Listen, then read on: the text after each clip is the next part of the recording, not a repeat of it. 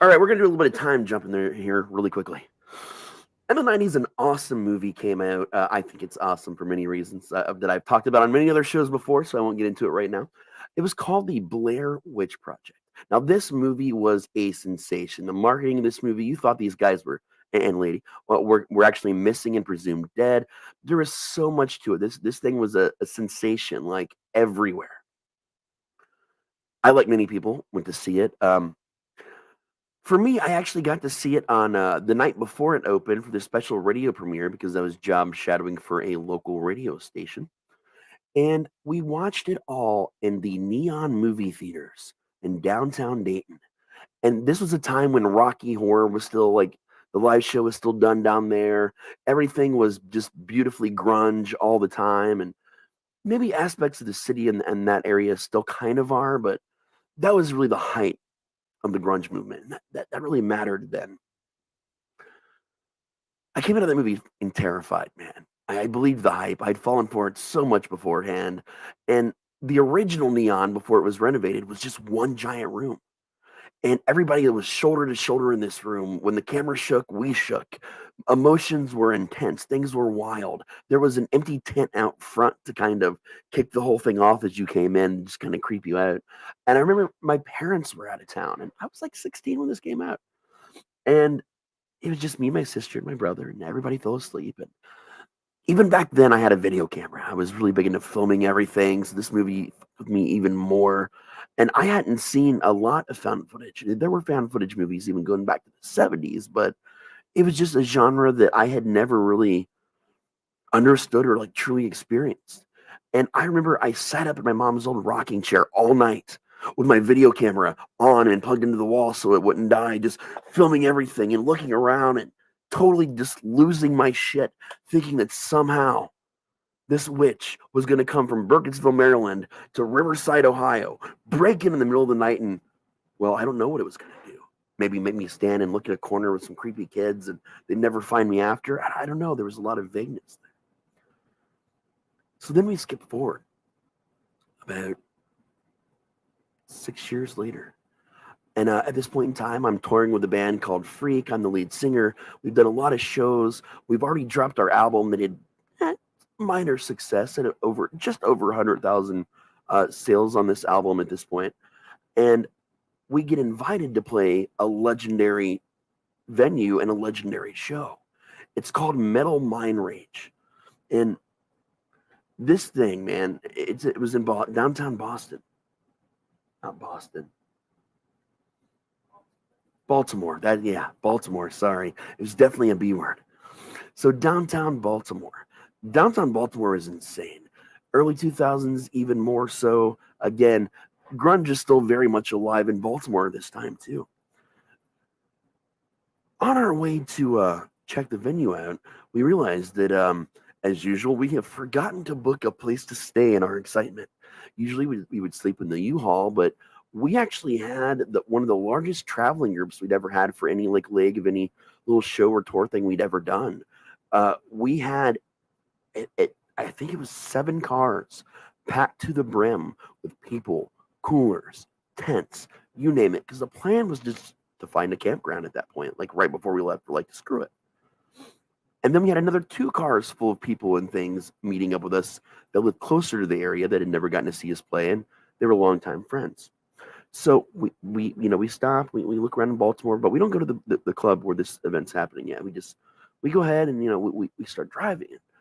We start looking things up, trying to figure out what to do, and cell phones weren't like they are now back then. I mean, they existed, we had them, but they weren't as accessible as far as internet goes, and signal was terrible, obviously. So we're asking at gas stations for directions to campgrounds. We're looking in what remained of like phone books, trying to figure things out. And our guitarist, who I was in the car with at the time, hands me this joint. And I'm sitting there at the gas station. We're just thinking, he's like, here's what we're going to do. I'm going to pretend like I know where I'm going and everybody's just going to follow me. And you and I are just going to drive until we find a place. And I'm like, Johnny, man, you know what? Fuck it at this point. We're here. Let's just do this. So he gathers everybody around, and we used to call him a fearless leader for this very reason. And he said, All right, everyone, I've solved the problem. Just as usual, follow me. And for the most part, when Johnny gave us this speech, he really did know what was going on. He was probably the most experienced musically out of all of us, aside from our drummer Keith. But he was really good at just sorting out all the details. We didn't have a manager. We didn't need a manager. We had our fearless leader. And I'm the only one that knows that we don't know what the fuck is going on, and that makes me question a lot of other scenarios that just seem to have worked out, or long journeys we went on for seemingly no reason at the time, but you never doubted the fearless leader. Neither did I until today. So we're in the car and we're driving. We're still working on that joint as we go. We hit Mount Zion, and now we're up there. My ears are popping. I'm sufficiently buzzed, and I see a campground sign, and I'm like, holy shit. We literally just drove and didn't veer from the path, and sure enough, our salvation was ahead. Maybe there's something to this. So we stop, we pull over, and it's a very odd campground, man. Like, it's very quiet. It's in the middle of summer, but there's no bug sounds, there's no animals chittering in the woods, there's nothing. It was odd. The whole place gave it just a very odd vibe. We talked about that vibe earlier, where like you're feeling like you're being looked at or stared at or watched, but there's usually some kind of phenomenon with power lines or some obvious scientific reason as to why you'd feel like this, but no power lines, no obvious, aside from maybe some kind of natural magnetic field that I'm not aware of because I don't have an EMF detector on me, although I did often on some journeys. So we stop, we go inside, and we let them know how many spots we need. Turns out we get this awesome little area to ourselves. It's got one of these giant outdoor cooking pavilions with a covered and screened in eating area that's like big enough for like half of our group to even sleep in if we don't want to use the tents. So we're pretty happy with the spot. This was a lot nicer than anywhere else we'd ever camped before, except for the strangeness. And after we pay, we start to walk out, and I see a brochure that's talking about the Blair Witch tours. I grab it, and I'm about to look at it as I walk out, but all the cars are pulling in, and people are trying to figure things out, and I kind of get distracted. And we talk for a little bit, and we start setting up our tents.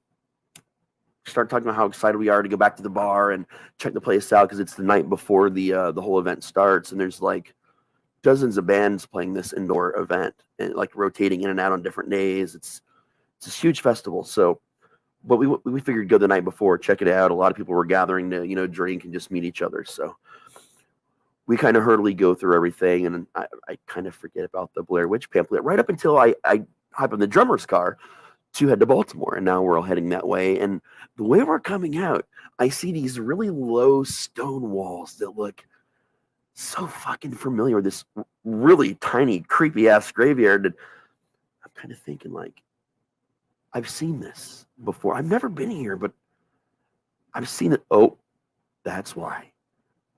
Burkittsville, Maryland, the home of the Blair Witch Project, the Blair Witch, legend in general. And I'm like, holy shit. This is like a bucket list thing, and here I am, here, without even fucking fully consciously understanding what was happening. And I'm like, I gotta remember to do something. I gotta look at that pamphlet when I get back. There's got to be some kind of cool tour. Obviously, like I gotta check this out. This is a once in a lifetime opportunity. I mentioned it to the drummer, and Keith's face goes pale, and he says, "Did you say we're in Burkittsville?" I'm like, "Well, yeah, man. You know how much I love this movie." He's like, "Oh, I know, but I don't know if I want to stay here." I'm like, "Oh, why? Because of the movie?" And Keith's shaking his head, and I'm noticing like he's a little tightly wound sometimes, but generally he's pretty chill. But his knuckles are like white as he's gripping the steering wheel, and we're driving out of this place. And he says, "No, you don't understand, man.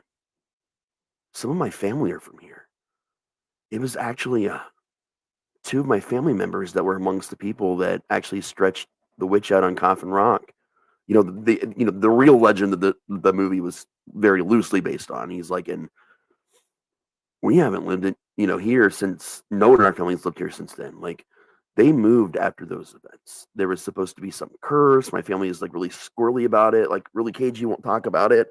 But I've been told to never, go to that area because things could happen. And of course, me being me, high as shit. And at this point in time, I've just dropped some shrooms which have yet to kick in, but God, they will soon. And I'm just, humoring him like, "Oh yeah, dude, that's creepy. I'll keep an eye on you, man. Like, it's cool. I know about curses, and I did know a lot about curses and a lot of crazy things like that, but not this one. Obviously, no experience with it whatsoever outside of the movie and what little I knew about the legend. And I just kind of calmed him down and told him, we're among friends. It's okay. There's such a big group. It's not like the movie or the legends. It's, there's like literally like with our other friends' cars, there's like 10 cars full of people, man. Like, there's dozens that we're fine. So he's like, okay, okay. He finally calms down with them. We get there, we get out. By now, my shrooms are really kicking in pretty nicely. I'm feeling good. Go inside, sit down, have a drink. Drink's over. I get up and walk around the bar a little bit. I'm like, wow, this is a legendary stage. And I'm looking at all the pictures on the wall. Like Vanilla Ice has played on this stage, which was totally cracked me up. Ice Ice Baby, of course. Just all these cool bands, man. AC/DC had played here. The list just goes like crazy on and on and on. And then I see Motorhead was just here 2 years ago, and there's a picture of Lemmy. And then I hear a really familiar voice. I'm like, I'm looking at Lemmy's picture. Why am I hearing his voice? And I look over, and sure enough, he's actually over at the bar. They were the main headliner for that event. They wouldn't go on, of course, that night, but like many other people in the smaller time bands, you know, Motorhead was there. They were there to kind of mingle and talk to people, just being very cool, which was very strange because usually that's not what happens at festivals with big, mainline acts like that. They usually don't just kind of mingle with the nobodies and it's kind of a wander around. Is very surprising. It caught us all kind of off guard. So I'm overly joyed about this, and I'm beelining. And my bass player Ramsey's like, "Dude, calm down. You're gonna look like an ass in front of him. I just showed you those shrooms, and no, dude, you gotta chill out." And Lemmy looks over, like he kind of notices us, and he can tell that I'm trying to walk towards him. And my bass player is just kind of like, like sidelining me. And he gets up in the bar and he walks over. And he's like, "Hey," and I just go quiet. And I'm not staring at him, guys. I'm staring at the mole. I'm staring at Lemmy's mole because as famous as Lemmy is, that mole is even more famous and circles the world over. And he's like just standing there. And he gets quiet for a second. He's like, "You're looking at it, aren't you?" I'm like, "Looking at what?" I'm trying to act on He's like, "You're looking at the mole." I'm like, "Well, yeah." No, I'm not going to lie. I'm totally looking at the mole. And Lemmy says, "It's okay. That's the first thing everyone wants to do is to look at the mole." And my dumbass looks at him and says, "But has anyone else ever asked for the mole's autograph?" And he just kind of stops. He looks at me for a second. And I don't know if I'm going to get punched in the face. I don't know if I've just offended this man, but I'm too out of my brain to understand what I've possibly done wrong, although I can guess. And he's like, "No." And he grabs the bar napkin that is still attached because it's slightly wet underneath the bottom of his drink, and he puts it in his face like this, right over the mole. And he handed me that fucking napkin. He's like, "You're the first." And then he walked away. So there I am sitting there with a napkin that has been blotched onto the mole. I'm counting it as the mole's autograph. Leave me the fuck alone. It was a victory, okay? And then I just kind of wander off, and I don't remember a good chunk of the rest of that evening after that, because by then everything's really kicking in for me, and I'm really kind of just, I'm really kind of shit faced. So eventually the night winds down, and I vaguely remember getting back to the campsite. My buddy Cody that I'm tenting with has gotten so shit faced that he's passed out within the first 5 minutes with the tent open, just in the tent. And I'm like, man, he's already thrown up in the tent. It's only a 4-man tent, which basically was enough room for two of us and some gear.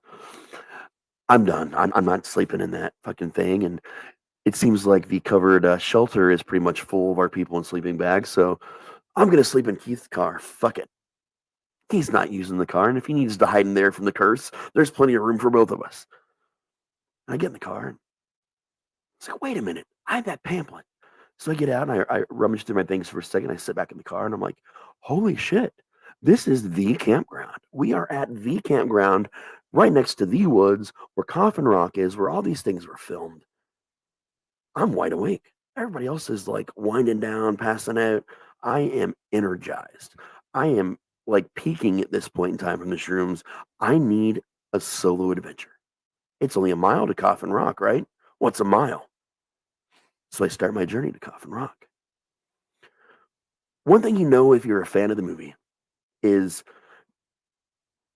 the rock piles. You don't fuck with the rocks and the rock piles, which is also a traditional thing in many mythologies and many cultures. But you also don't fuck with the stickmen. And again, another thing you know if you know enough about the movie is there were those rock piles already there long before production got there, and there were a couple of the stickmen in the trees before the production got there. They just made more rock piles and more stickmen to make it seem a lot more than what it was. So I'm going through here and I see the rock piles on the cage and I see a stickman or two, whether they were put there for some nefarious, witch-based curse or it was locals having a good time. Either way, it added to my spooky environment in the middle of the fucking woods. Certainly not sober, headed to Coffin Rock.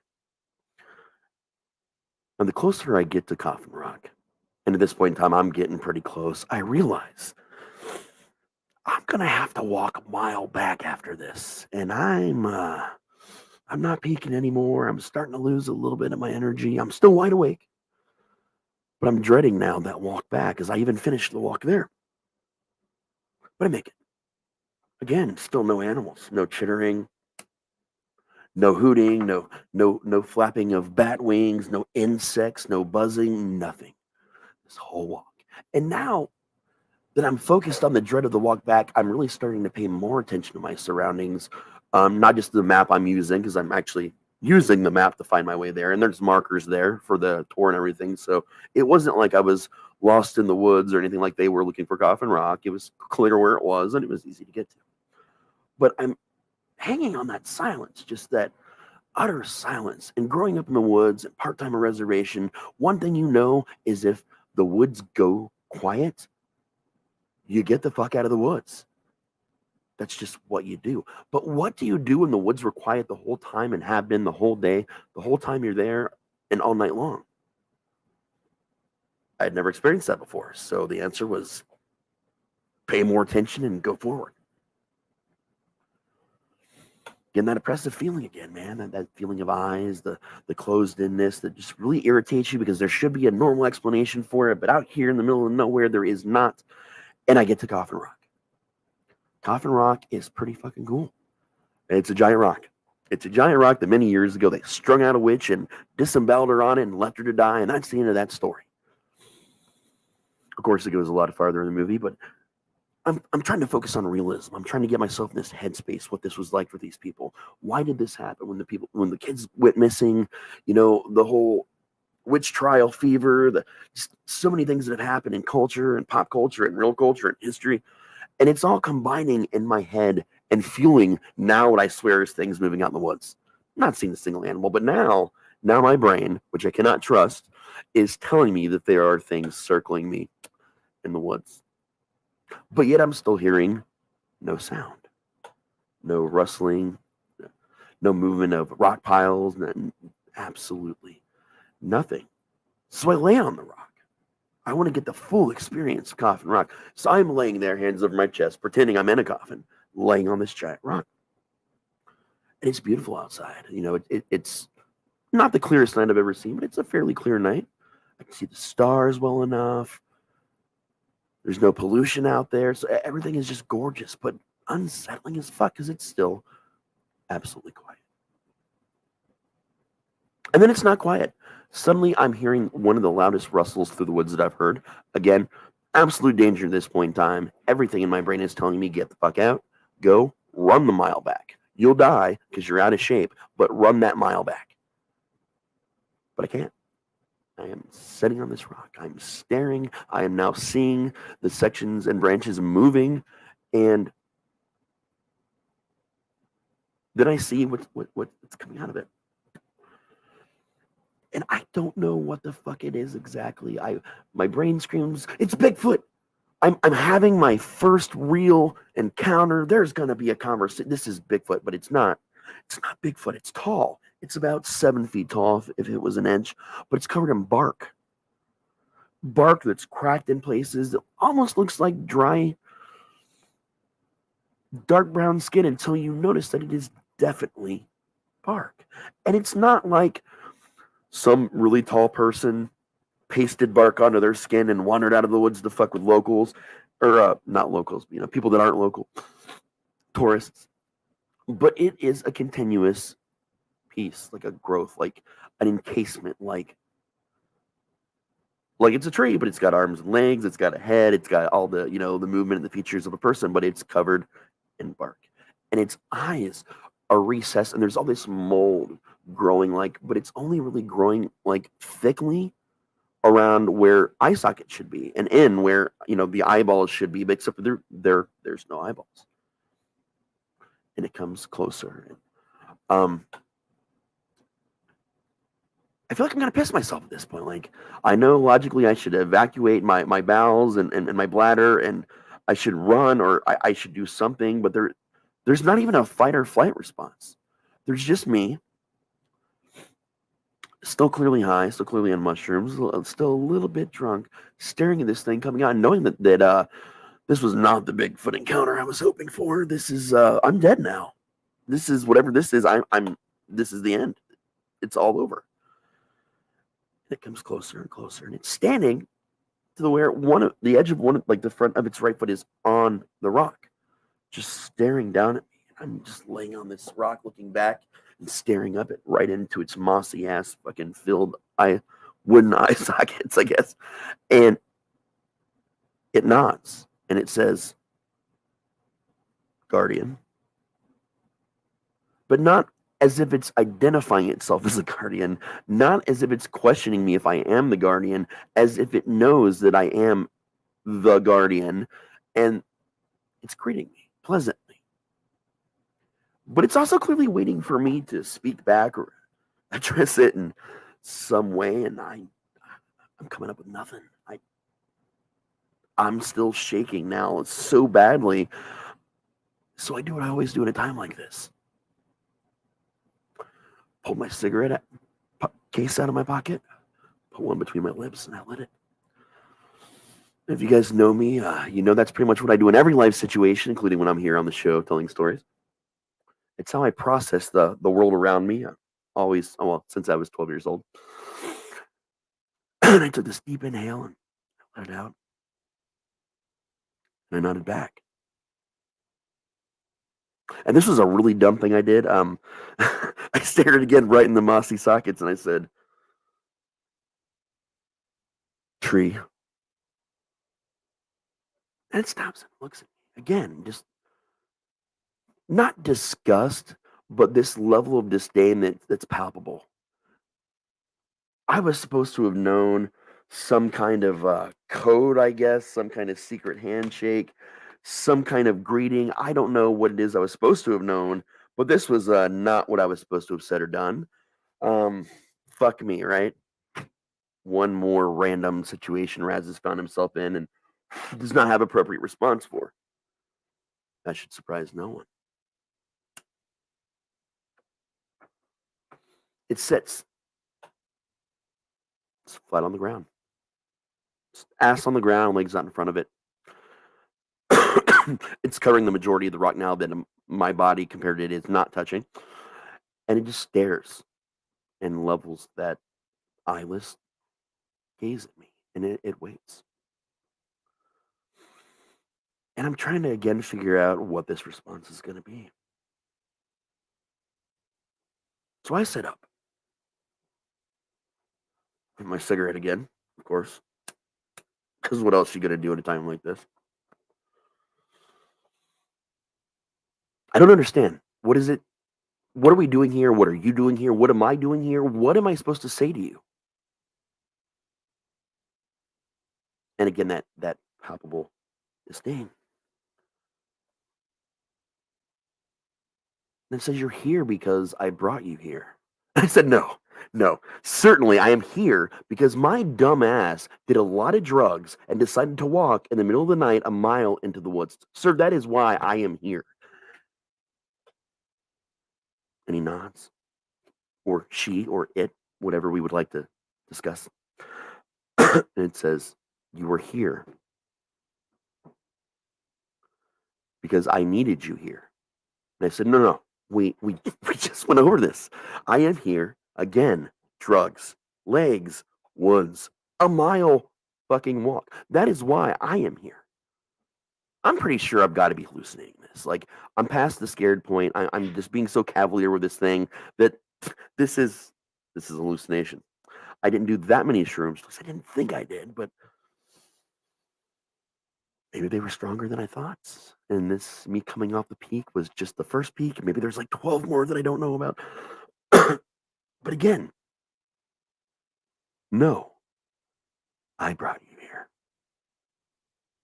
Okay, genius. If you brought me here, why? And it says to me, these woods have been silent for too long. Okay, guy. I mean, I could tell they were pretty quiet when they came in. I just thought that was kind of how things worked around here, what have you. But is there something in particular that I'm supposed to do about that? He says, yes, you are here to guard the woods. Okay. How do you expect that I do this? That I guard the woods? Which, by the way, I don't even live near or in or by. Like, I'm from Ohio, man. Like, what the fuck? And he says, guard the woods. You've guarded many woods. Oh, I have. Oh, news to me. Apparently, I can now put the Guardian of the Woods on my resume. Guys at the video store are going to love that. Okay, so how am I guarding these woods? He's like, take the rock. And he gestures to a giant rock pile. If you don't know anything about rock piles and the lore of the rock piles, never take a fucking rock. That's bad. It's bad juju. It's bad energy. It's negative karma. It's whatever you believe in. It's just bad. Don't fucking do it. So what did I do? I took a rock because this giant thing that I'm not sure whether it is real or not real tells me I need to take the rock to guard the woods that he brought me into, although I disagree, in order to I don't know what. So this is a new magical journey. So I take that fucking rock and I stand up, obviously, to take the rock. And I walk back onto the giant coffin rock, and he stands again, towering over me. And he nods. And he just walks away. He walks back into the woods, the same branches. And I'm out. I'm out. I'm done. I'm cool. Rock goes in my pocket. And here's where things get a little bit spotty for a second. I'm back at the car. And I say I'm back at the car and things are spotty because, I ran. I took right the fuck off. I don't remember a good chunk of that run back, but I can tell you that I was sweaty. My lungs hurt so bad. I was coughing. And there was a little bit of blood, but nothing, too bad. I hope. And then I jumped in the back of fucking Keith's car and I locked myself in because the car will save me. If you've ever seen any movie, the car will not save you. They'll just bust right through the fucking glass and drag you out or just, I don't know, kill you while you're inside.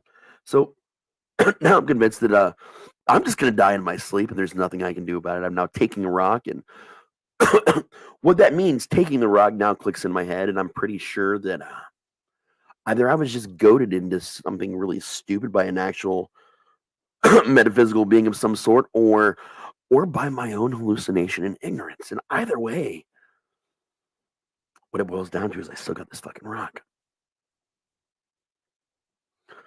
I'm freaking out, so I pull a joint out of the other pack in my left pocket because, yes, I had a pack of joints in one pocket and a pack of cigarettes in the other, and that's what you do when you're on tour. You want to have your joints ready to go. It's important. So I smoke a joint. I'm trying to calm myself down. I'm pulling the rock back out of my pocket. I'm looking at this rock. It looks like a normal rock, not anything strange. They tend to use flatter, wide rocks in their piles to stack. And this was one of the top rocks, one of the ornamental rocks for the pile. So, it was a little bit of a different shape. It was a little taller, a little wider. It was one of the ones that were not smooth whatsoever. It was a very rough rock, but still round-ish, spherical almost, not quite. And I'm just kind of moving it from hand to hand in between hitting my joint. And it's warm. Like this rock is warm. And this is right not long after all the nerve damage. So I have a hard time, if you know me, feeling temperature. But this thing was warm enough that I could actually feel it, which meant it had to be pretty fucking hot. And I'm just hand to hand. And then I pass out, like right in the middle of a thought. I remember that my brain suddenly clouds over and I wake up the next day. And this wasn't a drug induced or I'm tired, falling asleep. This was all of a sudden, every one of my faculties simply shut down all at the same time. And I woke up sitting there in the same position I was. The roaches for 3 more joints were in my lap, mostly smoked, which I apparently did at some point in time during this, or someone or something did. I don't know. 5 cigarette butts are in the car ashtray right next to where I'm sitting that weren't there the night before. So, all right, I guess despite the weird feeling I had, the shutting down, that I guess it was just my conscious brain that shut down and my body just did whatever the fuck it wanted. Cool. I go to get out of the car, and there's a giant handprint on this car, about the size of that thing in the woods. At this point in time, I'm realizing this was not a hallucination, but I obviously clearly don't recall all the details of the meeting except for the weird conversation I had and the demands of taking the rock. Other people see this giant handprint. Everybody assumes I'm playing a prank on them. I'm trying to explain to them what I went through exactly. No one's believing a damn thing until we leave for the show. This was a super weird day because we go, it was our day to actually, do the performance. We were, less of a, not that big of a band, so we had to be one of the closing acts for night one. We get there, I'm pretty shaken up. I kind of forget about it throughout the evening. We have a pretty good time. We do our sets. We get to meet a lot of great people. I'm done with the shrooms for the trip. I just felt like a good idea to not maybe do anymore. Say no to drugs, kids. Got plenty high, but did not drink as much as usual during a show because again, I just felt off, man. We come back. On our way back, we get stopped by this guy in a pickup truck. He wants to know what the fuck we're doing in Burkittsville. We explained to him, the big show in Baltimore. Our band has a place here. We're staying here, etc., etc. They said, "Have you been in the woods?" And I'm like, "No, woods, no meat, no. I was nowhere near those woods except for our camping spot." And they're like, "Okay." There's been some strange things going on over there today. Generally, that means some moron has been fucking with things, and we just wanted to make sure it wasn't one of you. I know a shortcut. Why don't you just go ahead and follow me? Guy leads us out of town, not to the campgrounds. He leads us out of town, and he pulls a shotgun out of his truck, and he stands there. Because at this one time, we've stopped and realizing he's taking us out of town. And Johnny, fearless leader, rolls down his window, looks over and says, "Sir, this isn't the campground and all our stuff is there." He's like, "Well, nope. This is what we call the rolling detour." And you can look at this up on Reddit and a lot of other places. People will tell you that have gone here. The locals do this because they don't really want people there. All the tourism that the movie gave was not a lot of great tourism. There was a lot of defacement of properties. It got overwhelming for little Burkittsville, and they really don't care for the tourism. And apparently, this guy and a couple other people take it upon themselves to, when they notice people, they just pretend they're being friendly, and then they threaten you and at the town limits, basically. So we pretended to drive away, and then waited about 45 minutes in the cars somewhere else, and then drove back as quickly as we could through town back to the campgrounds and parked and got out. And by the time you get to the park grounds, they've got like some security issue there. The people there usually stay pretty late at the campgrounds, and the office was open when we got back officially, like after 3 a.m. And we told them what had happened, and they said, "Yeah, don't I know it was scary. I apologize. That's just how some of the people in town are. But did any of you guys go to the woods? And we're like, no. They're covering up that I went in there. I'm covering up that I went there. They're like, we can hear the crickets tonight. And we stop and we listen, and sure enough, we can hear crickets. Literally over 24 hours being in this place, and we've heard nothing until, yeah, there's crickets. Okay, cool. Yay, crickets. They're like, yeah, that's not a good thing. That usually means something stirred up and things are about to happen. And I'm like, whoa, whoa. So the silence is the normal okay thing. And they're like, oh, yeah.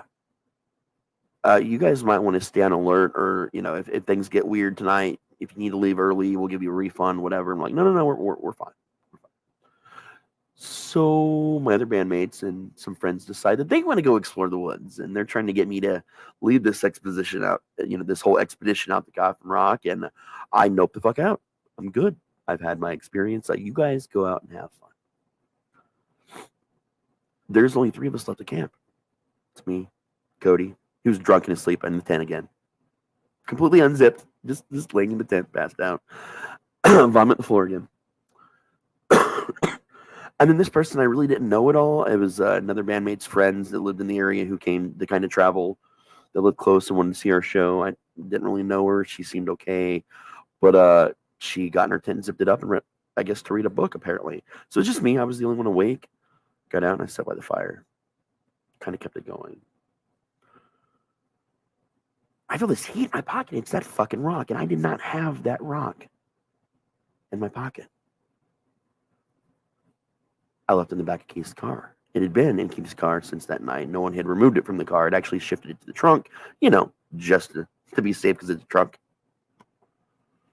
But it's in my pocket, and it's hot. I take it out, and I start moving it from hand to hand, and I sit there, and the next thing I know, it's morning. The rock is not in my hand. I got that same fuzzy, like my brain and everything just shut down kind of feeling. But again, there's a couple roaches. There's some cigarette butts to, I guess, is some kind of evidence that I was still actually awake without understanding it or being in control of anything. And apparently their expedition went fine. It was nice. Everything went back to being quiet again. Just out of nowhere while they were out, suddenly the crickets stopped and they just never started again. Everything was, had righted itself whatsoever. And I just had this really disgusting feeling, like something that happened that I still don't understand and I may never understand. But I also noticed that I've got these markings. I don't, I'm not sure if you're going to be able to see it. No, you can't really see them in the camera. It's this weird crisscross pattern right in the center of both palms. I've had it since then. They're pretty deep. They're not normal, like, lines that you would normally see as you get older or anything like that. They're obvious patterns, like hatch marks patterns. My hands just feel like they're on fire. And the longer I sit in this chair, like my arms feel like they're on fire. Then my whole body just feels like like a fountain of heat. We go back to the bar, kind of wind down. It's the last show day for everyone. We mingle. I'm a lot quieter. I'm not drinking at all now. Just cigarettes and weed, and even the weed. Again, if you know me, I don't really get high a lot. I mostly just chill out and relax, and I'm in less pain, and I can be social, which I'm having a hard time being. Show's over. We go back. I just lay down in the car. I don't get out. I don't interact with anybody. I just slept in the car that night. And that night I had weird ass fucking dreams. And when I woke up the next day, there was that giant handprint back on the outside of the car. Again, some roaches scattered around, that weird feeling that something happened last night, and me having no memory of it and only remembering the point at which my whole body shut down. And I took that rock out of the fucking trunk and I tossed it in the goddamn woods. Now, some people say you should put the rock back where you found it, but once you violate a rock stack like that, it's done. It's happened. There's no appeasing it. It's done. And I just tossed it out into the woods because it should at least stay where it belongs. I'm not taking that fucking thing home with me. So, we leave the area. We leave Maryland. And we start traveling home. The farther away we're getting, the better I'm starting to feel. I don't feel like I'm hot all over. I don't feel sick to my stomach. I don't feel fuzzy. I feel all right. I'm good. And it's we stop off a time or two on the way home. It takes about 48 hours to get back to the house because we're dicking around, seeing roadside attractions, etc. On our way back to the band house, we part ways with the people that weren't coming all the way back with us. And each day I'm feeling better. I don't have any weird experiences where I'm blacking out, where I'm losing time, where things are obviously happening, but I have no recollection of them, etc. Make it back to the band house. I go home. I'm at that point in time. I'm living with my mom at the moment because we're gone so much that it just seems pointless to have a place. And when I don't stay with her, I stay with one of the guys in the band or whatever. But I decided to go home, and for whatever reason, I went home. I crashed for the night. Woke up the next morning. Mom's like, "Oh, I love the souvenir you brought me. Where is it from?" And I was like, I can't even register that she's talking about a souvenir. I didn't bring her back anything. I usually do when I go out. When I'm going on tour or conventions, I'd always bring her back something cool. But it was just such a weird experience and weird time that I just didn't have a chance to do that. I'm like, oh no, we were out in Maryland and I went to Burkittsville. My mom was also a big fan of Blair Witch. Apparently, her and dad had seen it uh, the day after I'd seen it while they were out of town. But it was just something that she was always also fascinated with. She's like, "Oh, so that's what this rock is. Was it from one of the piles?" And she holds it up and literally like right towards me, and I'm looking at this rock, and it's that same fucking rock. And I don't want to touch this rock. I don't want to be near this rock. And mom was like, "I really love it." I'm like, "Mom, you need to ditch the fucking rock." And I tell my mom what happened. I tell her the same story pretty much that I'm telling you guys. I show her my hands. At that point in time, they were a lot more scarred, a lot more so than they are now. They were pretty fresh then. More like a branding scar than anything. Um, and she's like, "Oh, she's like, that's a weird story, etc." She tends to believe me. My mom and my grandma and I and my brother were the ones that really believed in all this sort of stuff and a lot of the family legends and wide array of religions that we all have accumulated over the years. But she doesn't want to get rid of it.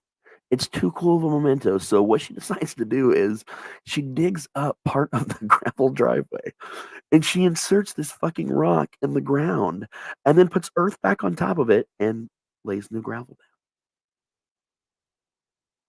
down. Now, since then, my mom has paved this driveway and this rock is still down there. And every time it snows or it's icy or anything at all, the next day there is a dry spot on the ground about yay big where that rock is buried exactly under the fucking ground with no explanation. None. It just heats up. But I would not stay at my mom's house for almost a month after this. And I don't know if it was how deep she put it into the ground. And to be honest with you, I don't know how deep she put it down. I know it took her like 2 hours of digging, which she's an older lady. Even then, she wasn't in the greatest shape. It couldn't be more than like 4 or 5 feet down, I would guess, but who knows? But I guess it was deep enough to where I didn't have those kind of blackouts when I started seeing at mom's again. Still that eerie feeling that still exists today, especially if you're in the driveway over that spot. But it melts everything. And if you put your hand on the ground is hot to the touch, even on the pavement. But every day I wake up and I look at my hands and I remember, well, I don't remember, and that's, I guess, the biggest part of the problem. I don't really remember why my hands are that way. I don't know what I did. I don't know what I'm guarding or what I was guarding or not guarding. I don't know why I took the fucking rock. I don't know what that thing was. Just more questions. But 8 times, exactly 8 times since that weekend, I've had some weird experience in the woods with something or another. And every fucking one of them has started with whatever it is coming out of the woods, looking me right in the eyes, dipping their head and saying the word guardian.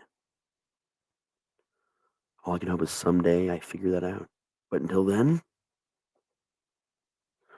who fucking knows?